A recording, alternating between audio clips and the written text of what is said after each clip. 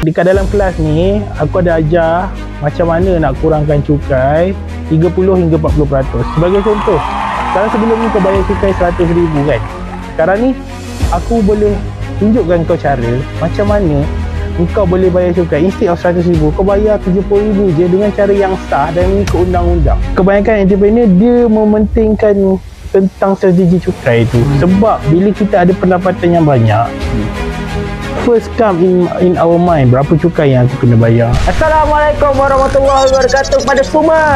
Okey, korang sekarang berada di dalam podcast paling gepak, paling legend, paling viral, iaitu podcast Cukai. Bersama kita, iaitu Bos Cukai. Bos, tidak bos? Bos ada buat kelas ke? Okey, untuk pengetahuan semua, saya ada buat pelbagai jenis kelas. Cuma kelas yang saya sering buat sekarang adalah berkaitan dengan penjimatan cukai lah. Dekat dalam kelas ni, aku ada ajar macam mana nak kurangkan cukai 30 hingga 40%. Sebagai contoh, kalau sebelum ni kau bayar cukai 100,000 kan, sekarang ni aku boleh tunjukkan kau cara macam mana kau boleh bayar cukai. Instead of 100,000, kau bayar 70,000 je dengan cara yang sah dan mengikut undang-undang. Cara dia cukai ni kau kena susun strategi. Itu satu kelas, kita panggil kelas penjimatan cukai lah. Yang kedua, aku ada buat kelas e-invoice. Yelah, sekarang ni tengah kecoh invoice. Cuma bezanya kelas aku tak tahulah kelas lain, cuma bezanya kelas aku adalah aku fokus 100% dekat praktikal. Jadi aku sebenarnya jujur cakap, aku dah lama dalam bidang mengajar ni. Aku banyak kenal dengan banyak student-student. Diorang ni tak suka benda yang teori-teori. Diorang lebih suka benda yang praktikal dan benda tu dia boleh cepat buat terus.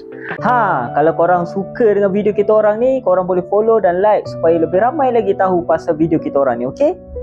Sambil-sambil buat praktikal, kita belajar teori macam tu.